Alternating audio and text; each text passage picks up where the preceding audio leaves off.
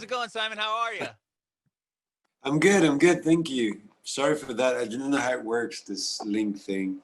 Oh, it's all good. You see my nice French haircut, right? I love it. Hi, man. Looks good. Thank you so much for doing this. Oh, you're welcome. Thank you for having me. Yeah. Our podcast is about your journey in music and how you guys got to where you are now. Is the band pronounced AaRON? Yep. Okay. Because it's an acronym, exactly. Right? Yeah, it is. It is. It's a name and an acronym. It comes from a painting that was in the Jean-Michel Basquiat's painting, you know? Okay. The name was it was wandering in a few of his paintings. And we loved the idea of how this guy uses his, how can I say that, his invisible and put it on the painting, you know, and it was just a blink eye to this personality to bring a piece of him, of his painting in our band. So we decided to put the name AaRON as a flag for our music. And then, you know, I didn't know back then, of course, that I would have to explain it, but it was, you know, it was just like, a good thing, though. It's a good thing that you have to explain it. Yeah, it's a great. You made it. No, yeah, for sure. But it's just this moment where we clicked on this thing. You know, I met Olivier at this time, and we went to this exhibition, and this name was everywhere. And we were like, well, this is a cool name. We should take this name as a band, you know, so as a band name. Wow. Okay. And you guys are both from France? Yes, from Paris. My mother's from Paris. My father is from New York, but he lives in Vermont now. So. Okay. Yeah. And and then, so how did you get into music originally? What drew you to music? So the first time that I remember being dragged into music was by this great violin player named Stéphane Grappelli, who is a beautiful expert that's not the great, you know, like a master, you know, in violin. And I saw this old man playing, and it was like a river. You know, it was just so beautiful, and I wanted to be part of this. So I told my mom I want to do what this guy does, you know. And so she brought me to violin classes, and I took some classical violin classes for 10 years. And Olivier did some piano things for about 10 years as well in the conservatory, but it was not for me at all because it was too strict, you know, it was really hard. So, and I was going in the gypsy vibe, you know, so that was my drag into music. Yeah. The violin and a little bit of piano. Yeah. Violin. And then, yeah. And do you still play? Do you know, can you still play it to this day? I would assume so, right? If you did it for 10 years. I used to play like some stuff, like cheesy stuff, like Legends of the Fall or something like that. You know? Yeah. for having, you know, a good moment with a good date. You know, I was like, do you want to hear me playing, you know, Legend of the Fall? And I never made it. So no, I'm not playing anymore. But I think it was the first. Actually, the violin is like a voice. You know, really replaces the voice in the classical music. So. I don't use it now. I sing. I'm the violin now. Right. So, what about singing? When did you take up singing, or have you always sang? Sorry. When did you take up singing? Was that something that you have always done?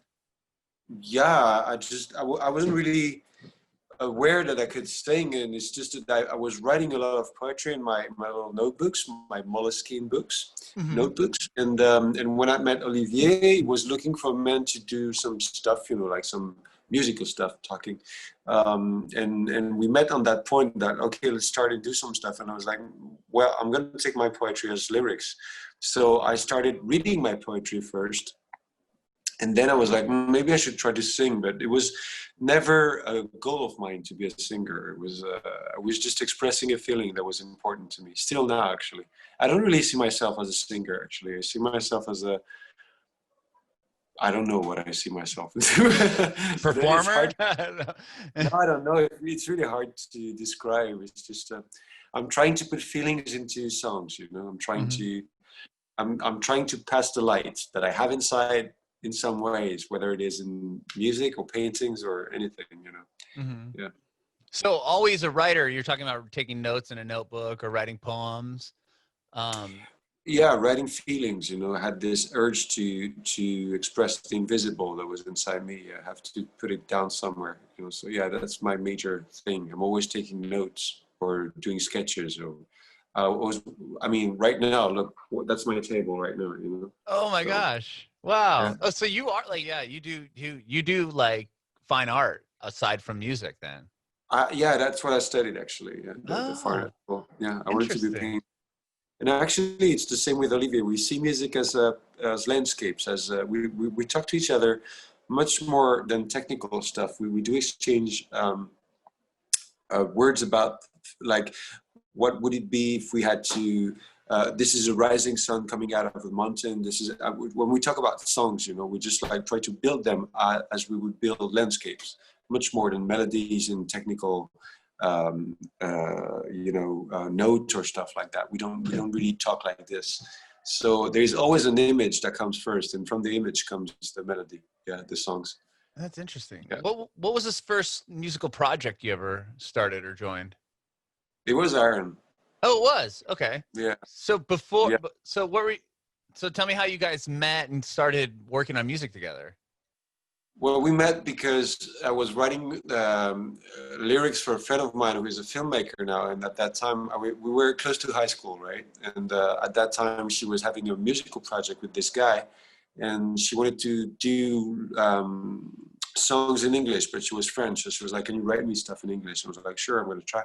And she took me with her at the studio, Hmm. and then they made a little trap because I think she had told him back then that I was willing to try to do something with my poetry, and so they made a test and they made me sing in a microphone and for the first time, and I was like, whoa, I really liked the vibe of it. You know, it was just fun to be in a studio, like in a record place, you know, and do these things.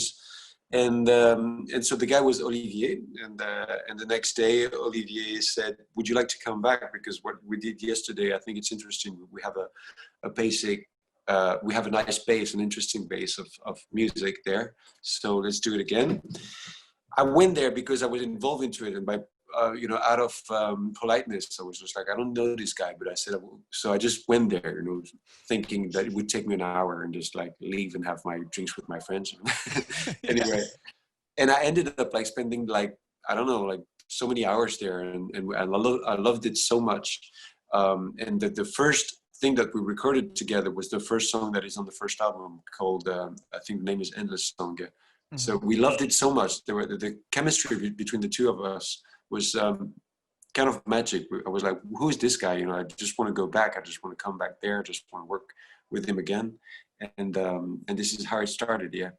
Wow. So it just started like it started like that, and then you guys collaborated, obviously, and then you just kept working together. Then we ended up doing this first album, Hmm. and this first album became a huge hit in France and then Europe and then a bit of the world, and so I had to say that I was now a singer, you know. But it was really weird because I was not expecting this at all. It was just crazy. It was really crazy. And how It do was, you think that made it? Like, how did that become a hit? Did somebody pick it up, like a radio station or something? well, we had. I'm an actor as well, and I was playing in a movie, a very short, like very small movie, like low budget movie, you know. And this movie became very. We were doing the soundtrack of this movie with the first album because the director had heard that we were recording something, and it was looking for the main character that is a missing brother, and the missing brother is incarnated in a song, you know, because his sister is looking for him and she's listening to the song because the guy's into music, you know. Anyway, that's the story. So she just looks for the guy, and so he took two or three of our songs in it, and the movie became really big. Like when I'm saying big, is that we went to the French Oscars and everything. You know, like Whoa. it was huge. So the actress was Mélanie Laurent. Maybe you know her. And she won an award for that, and we got nominated to the French Grammys and everything. It was crazy, like really Oh just my gosh. we had started just not, you know, just like a small thing in the kitchen, and then it was all this thing that was way overwhelming, but also super exciting because it was really literally taking someone and saying, I'm taking you and you're going to be in the spotlight from, it was the beginning of iTunes. It was in 2007 or something like that. Oh, okay. So we would see literally the thing graduating up to the number one spot, and we were like, going over everyone. It was just crazy. It was That's really fun. nuts. Wow. Yeah, it was fun. Was that the only song you guys had out at the time, or did you have the whole record out? Oh, you did have the whole album out. Okay. Yeah. I wasn't sure if that song was just picked up for the film and you just had the one song and then it kind of blew up from there, but no. You had the record out. And so we had to start a tour. And the tour was just me being a guy that had never sang in a microphone because on stage, and I was just like saying the tour was all sold out in many European countries. And, and we had to meet all these people and it was crazy. I'm talking about big rooms, like from 1,000 to 10,000 people. And it was amazing. And then I had to excuse myself because I was like, hi guys, I don't know how to do it. So we're going to try together. And we had such a blast because people were on our sides, it was really cool. I mean, we worked a lot, of course. I mean, it's not, I was not just like, come here. And, we worked for months before this show. But still, when the first day on stage, man, I puked so hard. Did you really? I was so, it's just like in the movies, I was just, hiding in the bathroom, and I could hear the crowd saying, AaRON, AaRON. And I was like, oh my God, what am I doing here? And it was just like, and I peaked so hard they had to take me out of this.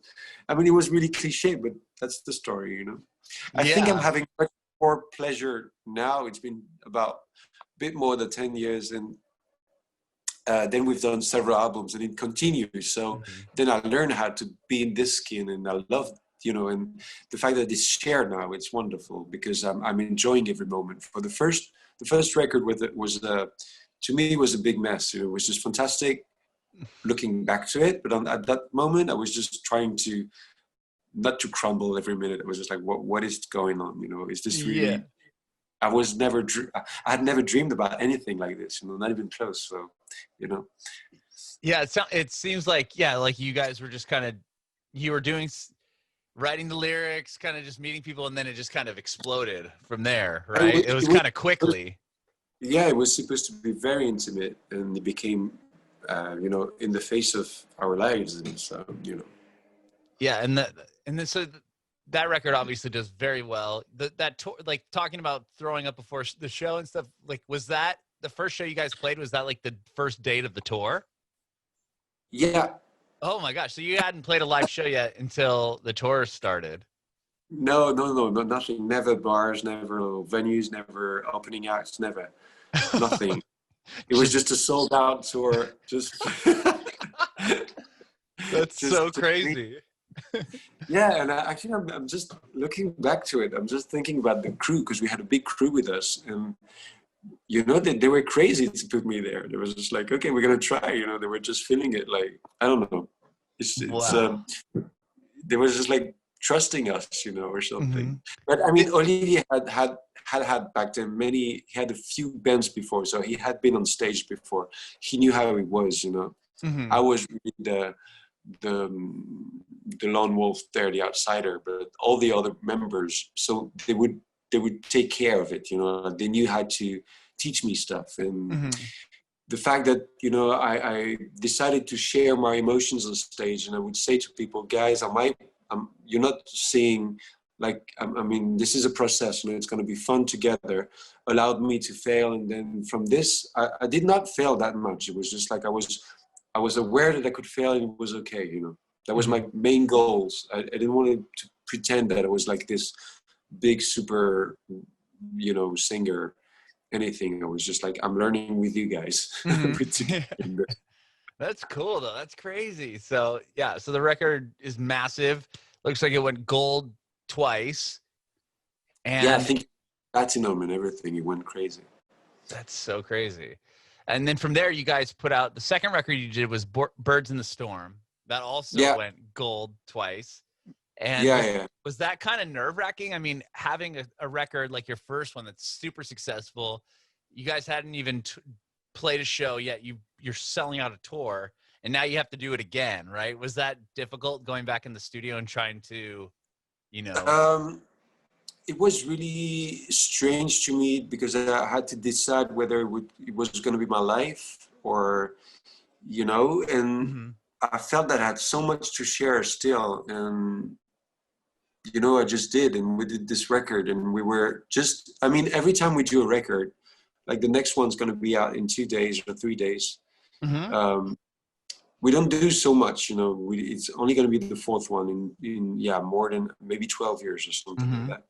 So we just stay silent for many years, and then we're like, okay, now we have something to talk about. We're going to do it. We're going to put it out. But the second one was just, I think I allowed myself to be surprised by life. I was just like, okay, I'm going to do it again. I think we have a good material there. Let's see what's going on, you know. And of course, I had so much more pleasure on the second tour, in the second album, because I knew where I was going. I knew what I was doing on stage.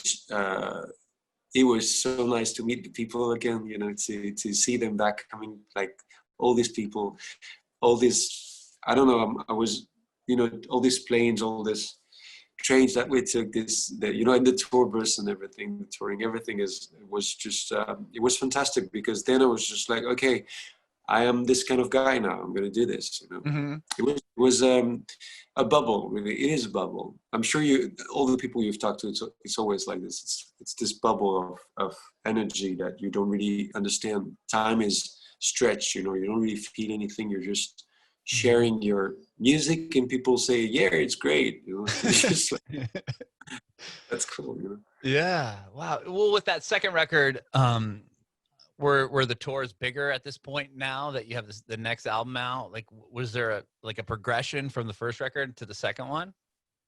Oh yeah. In the music, for sure. Every time, every record is different. The second one was more epic, I guess, because we were looking for this epic sound, cosmic sound that we still have a bit.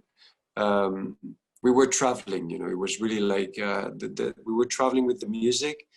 We were allowing ourselves to be big in our ways, you know, just like saying, okay, we're going to do big sounds and try to push the walls a bit. But again, the title is Birds in the Storm because this is really what I felt. I was just like, this is a big storm and we are just birds in the storm, you know.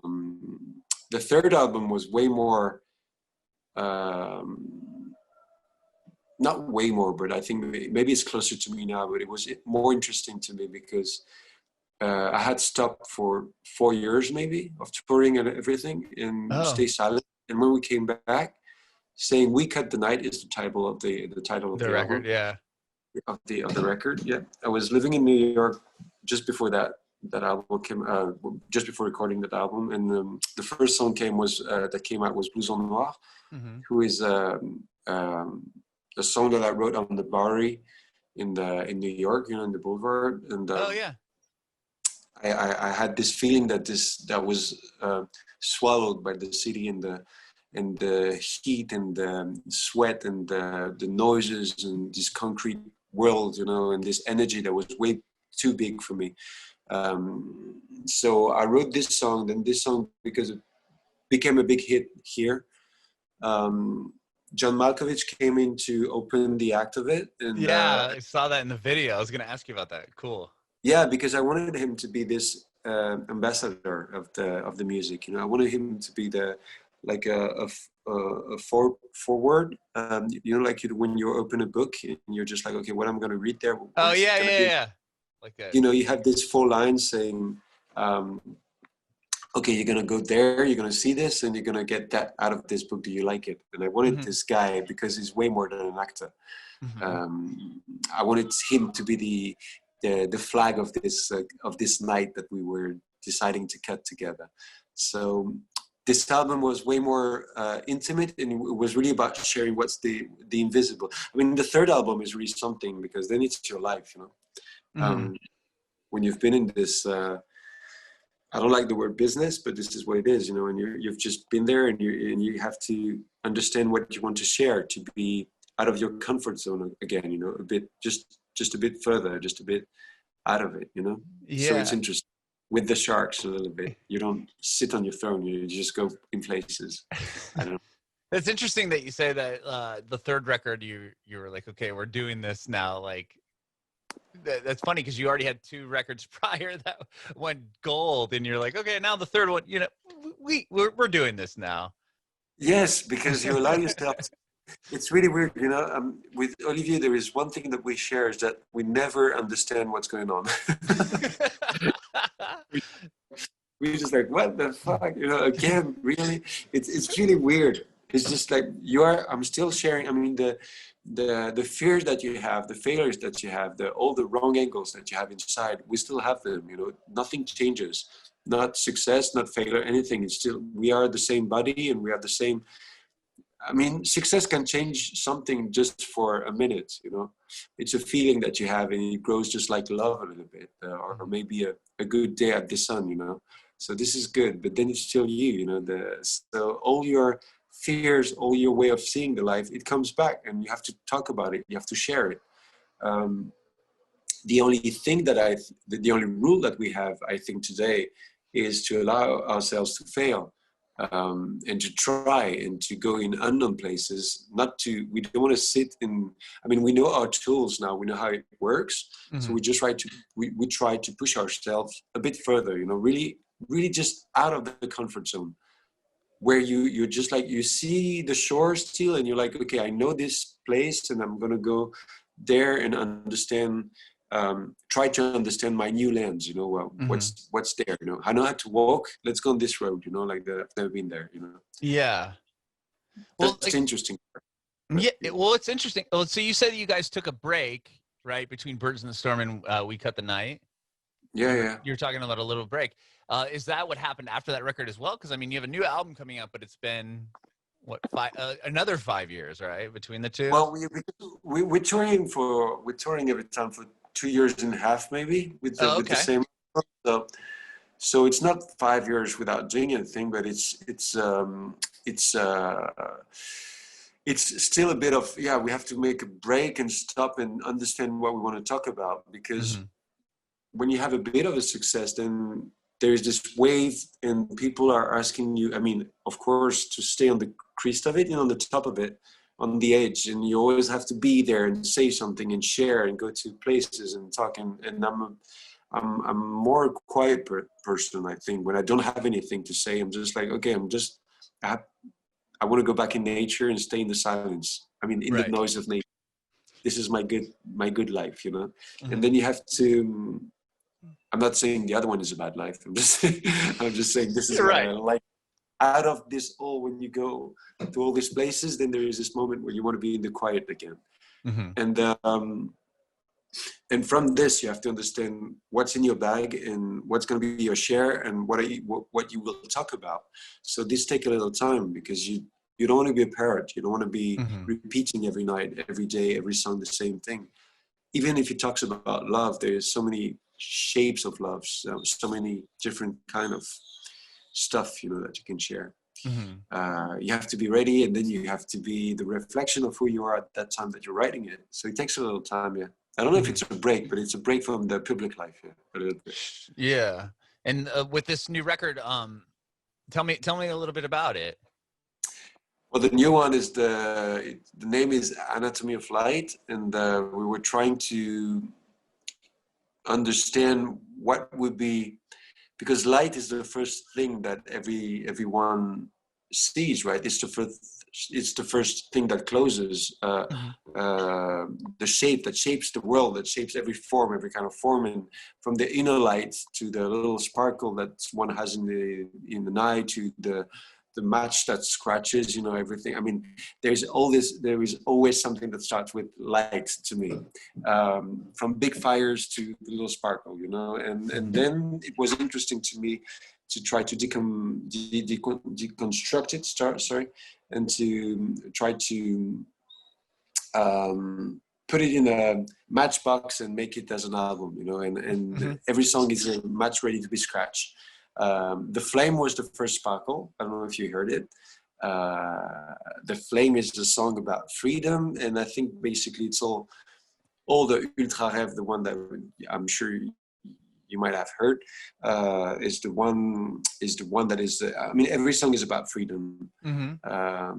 Freedom in a basic line, in a general line, and also I think more and more what I see in the world right now is people are not allowing themselves to fail anymore. It's a big race to success, to being the best one, getting the best of your abs, the best of yourself, the best of your brain, the best of your wife, man, body, everything is just like, I have to be a king, you know, and we forget that we're part of a whole, you know, we just forget that we're part of nature and that we are organic beings, you know, and the rest is just flesh, blood, and melanin pigments and dreams, you know, and that's it. No, but it's true. And we forget about all this. And I think we need, the planet is giving us messages right now to say, hey, chill, you know, there's another chance we can change things. Just don't try to be a consumer every day. Don't try to be out of your shoes every day. Try to understand that it's okay. You are what you are and you're good, you know. It's so hard to allow yourself to be okay with yourself, with oneself. You know what I mean? Yeah. No, totally. Everybody wants to be a better guy, and I don't know why. You have to raise your demons sometimes. Well, it's like, that's kind of like the appeal of social media, right? Just like posting stuff just so people don't post like terrible things that are happening to them. It's always like, look how great my life is. Look how great, you know, my food is that I just bought, or this thing I just did. Exactly. They're trying to, I mean, this is the new religion, you know, the new sacred is this light, that this thing that I'm hanging right now in my hand is just like, we are looking at this screen without even understanding what's inside, and we're just waiting for a little digital heart to put on a it's really strange, man, because everybody's looking for God in this way. They're just like, oh, come on, you know, this is I mean, they think they are fooling death in a way. I don't know. They want to be, even if I don't really understand, because you put one picture there and there might be a million heart on it, but you're still alone in your kitchen with your phone in your hand, you know. There's nothing there. I don't get it. I really don't get it. And That's a good way to put it. No, but really, it's just like, it's a new sacred thing, you know. It's this religious fake light that comes to you, and I really like the link between this new religion, because everybody's falling into it. And you know, we are not so old. Mankind is only like 3,000 years old or something. Yeah. And we are falling into a new form of religion right now. I'm curious of when you and I will be old. Don't know. Maybe the God would be iPhone. You know, I don't know. I know, it's scary. Yeah, they talk about Steve like a God, really. You know, right? No, it's crazy, because it's shifting. Basically it's like a status symbol, like how many followers you have. That's like if I have 100,000 and you have 20,000, like they'll look at the 100,000 person like superior. Yes, of course, it's crazy, and it's endless, you know, because the race is endless, the race to success. So I think then the opposite of it is very scary as well, because in every aspect of society, when there's a big opening on things, then there's a big shutdown on things. So I'm just wondering what's going to happen next, you know, and we have to be aware of this, you know, like the more you show yourself and you don't want to you say, I have nothing to fear, I have nothing to hide, I have nothing to, you know, I can share everything, every bits of my life, but it's just a life in a square screen, you know, it's nothing. It's a fake life. So yeah, I think we tend to forget that we are part of the whole, and that we are, as I said, we are sharing the planet, you know, with the trees and with the birds as well. That's the major message of this new album is, what's the light and where does it come from? You know, can you embrace your demons, and is it okay to be not super clean and not super beautiful, you know? Yeah. And tell me a little bit. I'm just giving the general lines. I'm just giving the general lines right now, but no, I love that. That's exactly, that's cool. I do have a question about the video. How did you have Jean-Claude Van Damme in the video? How did that happen? but we wanted to have a vessel that was able, to give the message that when you do the translation of the song, the chorus says, "Don't be scared. There's no mistake." And from this, this is such a simple phrase. I wanted to share it the good way, and I wanted a vessel to share this phrase because the fragility that Van Damme has and the super strength that he has, as he's a master of his craft, really. He's really like a mime. He's a dancer, like he controls every bit of his body, And from this, we wanted to have this conductor that could be so free that he was connected to the waves at the end. So we had this idea that this guy, as every icon, he's an icon of our days, right? Of our years. Oh, totally, yeah. He's one of the few icons on the planet right now, and an icon is no more than the symbol, the best symbol of the mirror that everybody faces, right? This is why they're icons. It's because everybody recognizes themselves into these kind of people. Van Damme being this huge, graceful, powerful person and personality, bigger than life, bigger than screen, actually. I wanted to show the fragility in it, and I wanted to show the grace, that someone like him saying, you are okay, you can have mistakes, look at me, there's a failure in life is okay, and I'm taking you by the hand, and I'm taking you out of this ultra concrete parking lot, and I'm taking you to the waves and showing you the life, because I know how to top the waves. This is as simple as this, I really believe that we're part of a whole, and I wanted people to be part of this whole with us. And I think this vessel that Van Damme is today was the perfect vessel to take all of us on board. Yeah, it's a cool video. Yeah, he's just dancing in the middle of a parking lot with nothing else around, and then he walks into the beach. How did you where was that shot? Was that in France? It was in Los Angeles. Oh, that's in LA. Yeah, that's in LA. And it was in confinement, and Jean-Claude offered us to have his daughter filming for directing the movie for us, because of confinement we were stopped in Paris, because we usually direct our own videos. We love doing this with Olivier. Oh. We really love to do a 360 round around the music. We really love to do from the cover of the album to the stage to we love touching everything, Mm-hmm. So every aspect of a record, we love to go into it.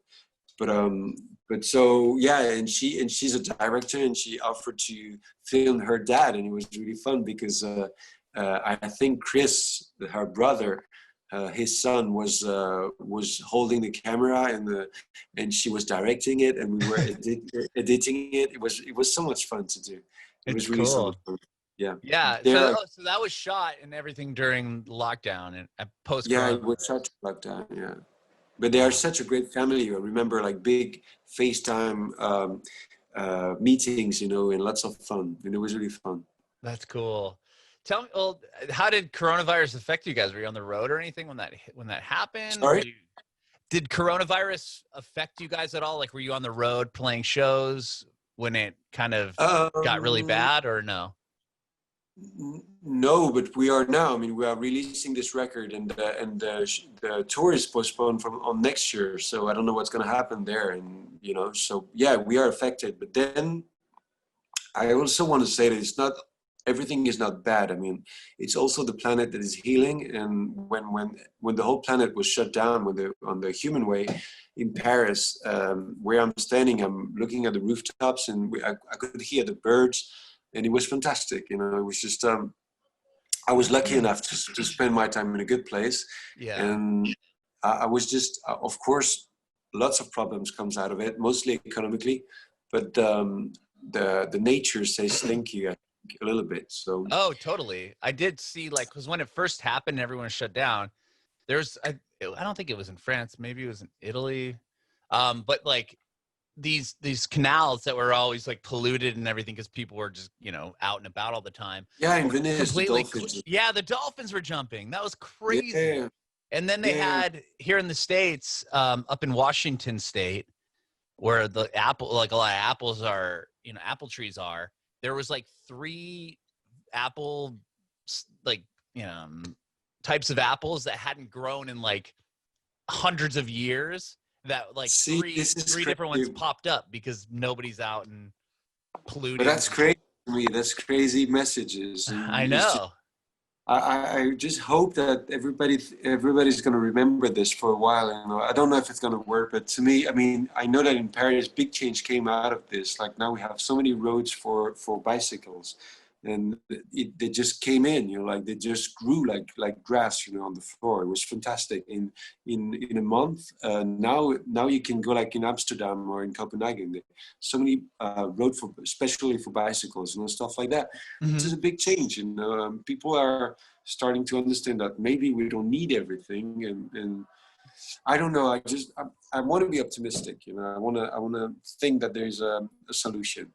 Yeah, no, I feel like I definitely think that this pandemic has definitely made people think about stuff like that and being more minimalist and, you know, Yeah, appreciating your family, and now that you're around them all the time, or like, you know, kind of having downtime. It's understanding that we're sharing the planet. I think that would be the.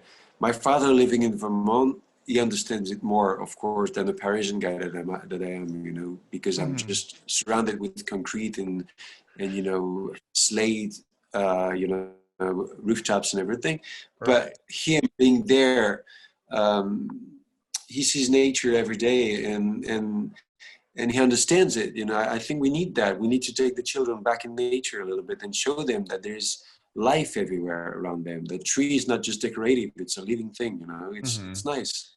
It's nice to be part of this too. You know, Yeah, I definitely agree. And like you said, and it's interesting. animals are just and animals are just not you know, like dogs and cats. There are many Yeah, different ones. right, right. Yeah, and it's interesting too. It's like I'm. Are you guys still quarantined right now, or No, no, are no, you? no, no. You're No, allowed we to have go, to wear in the street, but but the everything's law is really open. weird because Stores and stuff, you can go in, no problem. no, everything is open except for the concert halls and the, you know, and the Yeah, the venues. venues. These Okay. are Yeah. shut, right, you know, shut down. But no, we have to wear masks in the streets. But if you're sitting at the terrace and drinking your coffee, you don't need the mask, which is very weird in a way, because it's just like, you know, there's no, I mean, there is no wall. It's the same air, but still, Right. if you're staying, I mean, it's really weird. The law is strange. I Yeah. don't think no one really understands what's going on. Yeah, it's bizarre. Yeah, because like I've talked to people all over the world doing this, and it's like everyone's in the same position, which is so bizarre to me. Like I could It talk to is somebody bizarre. in you know, Ireland, and they're in their house doing the same thing as I am, you know, in Southern Yeah, yeah. California, which is You're in quarantine, right? yeah, I'm in Southern California, just south of LA and San Diego, and it's just I think we just went back to purple or something, whatever that, which basically means all the hairdressers and tattoo parlors and everything's closed again. Okay. You have to wear a mask outside, and you like no indoor dining, no bars, nothing's open. It's all just takeout, and like some of the school, like preschools are open, like some of the daycare centers, but other than that, like everything's still shut down. Oh, wow. Okay. Yeah, because the numbers here just keep going. They were supposed to be going down, and then they kind of dipped Uh, uh-huh. dipped back up. So I mean, places like New York, who were the, you know, the I know. really worst of it, are open. They're further along, like out of this mess than we are. Like we're just going back and back and back and back. So hopefully something will change here in California soon. But who knows, man? This is It will change. Don't worry. It will yeah, change. We have to understand what's going on. I think this is it. You know, we just have to be yeah, patient and just be clever. I think, you know, like be patient. Don't say it's nothing, and just right. understand that. I'm just hoping that it's the first message that we're gonna get, because of course, to me, it's gonna happen again if we don't change anything. You know, so Mm-hmm. I Yeah, hope, you know, I hope hopefully. we can understand this. You know. Yeah, with putting the record out right now, is that you talked about how that, obviously coronavirus affected that. Was that something you questioned doing? Was it something you thought about? Yeah. We were just like, okay, the record is done now for about 6 or 7 months, and we were just like eager to share it, and the response is so fun and so well, like that we are just talking to people right now, promoting it, starting. So everything is fine now. So we were just like, okay, we're going to try to have this experience. It's part of the story of the group, at the end. And, we didn't feel like keeping this record and sharing it in one year or something. It has to be, it's a feeling, it's a moment that you are sharing right now. So you have to, it's a part of your life right now. It doesn't feel right to wait too much. It's not like these big hits that are building, that can be launched 1 year or next year. It's okay, depending on the row of the Grammys or anything. I don't know. It's just like there's no big calculation in it. It's just the story of our lives is done now, and we want to share it now.